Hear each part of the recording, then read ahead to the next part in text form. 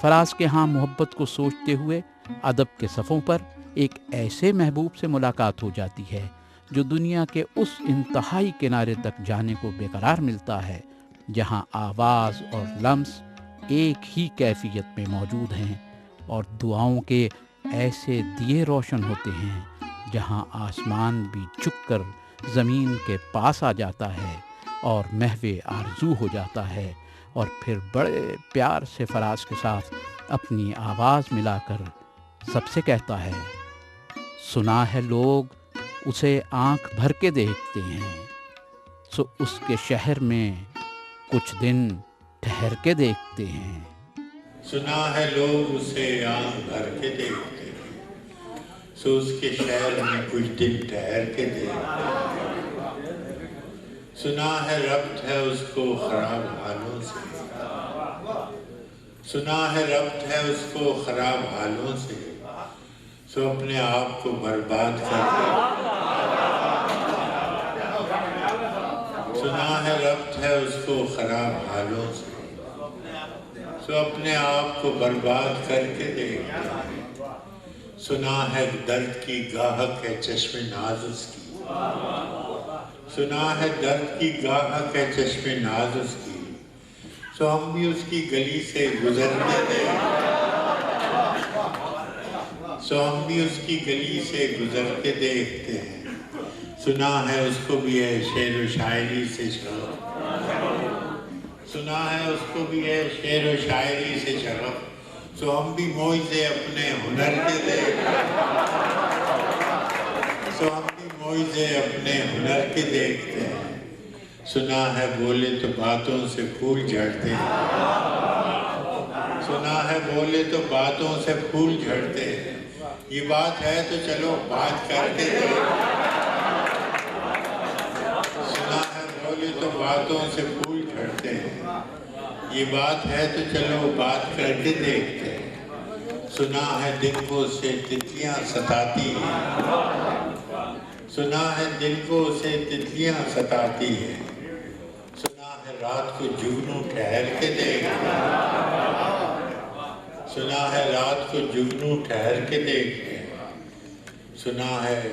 حشریں اس کی غزال سی آنکھیں،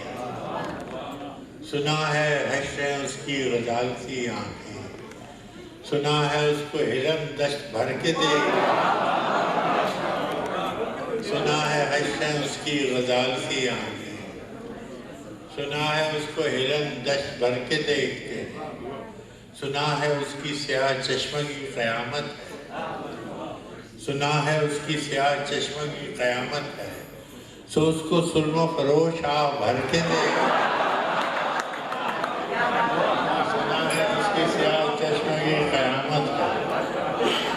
سو اس کو سرم و فروش آہ بھر کے دیکھتے ہیں۔ سنا ہے آئینہ تمثال ہے جبیں اس کی، سنا ہے آئینہ تمثال ہے جبیں اس کی، جو سادہ دل ہے اسے بد سنور کے دیکھتے ہیں، جو سادہ دل ہے اسے بد سنور کے دیکھتے ہیں۔ سنا ہے اس کے لبوں سے گلاب جلتے ہیں، سنا ہے اس کے لبوں سے گلاب جلتے ہیں، سو ہم بہار پہ الزام دھر کے دیکھتے ہیں، سو ہم بہار پہ الزام دھر کے دیکھتے ہیں۔ سنا ہے اس کے بدن کی تراش ایسی ہے، سنا ہے اس کے بدن کی تراش ایسی ہے کہ پھول اپنی قبائیں قطر کے دیکھتے ہیں، سنا ہے اس کے بدن کی تراش ایسی ہے کہ پھول اپنی قبائیں قطر کے دیکھتے ہیں۔ سنا ہے اس کے شبستان سے متصل ہے بہشت، سنا ہے اس کے شبستان سے متصل ہے بہشت، مکیوں ادھر کے بھی جلوے ادھر کے،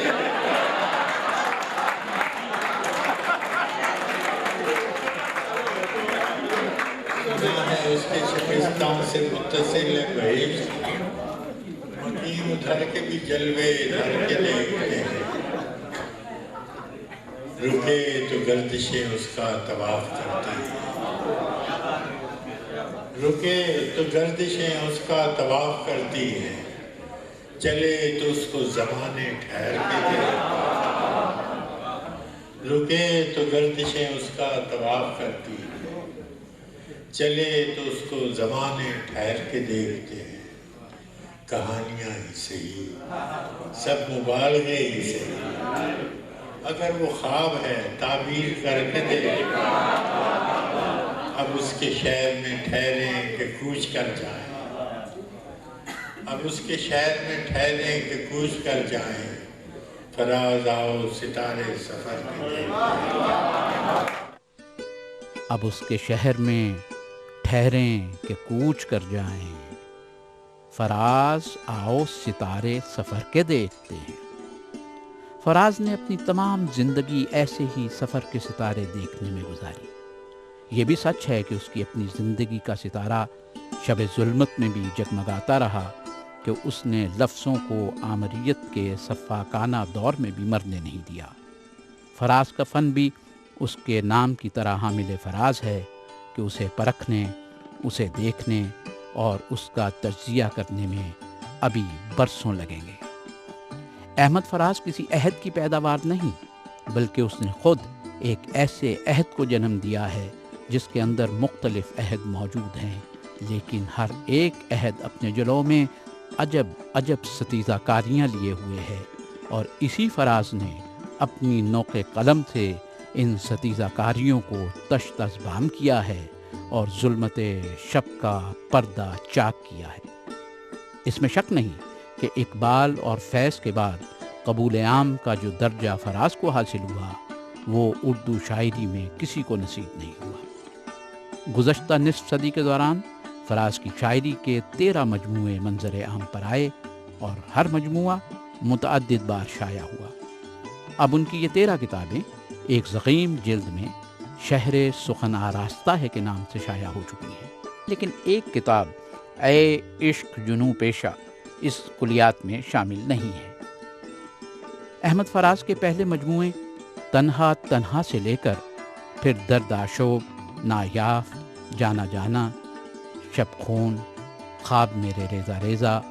بے آواز گلی کوچوں میں، نابینا شہر میں آئینہ،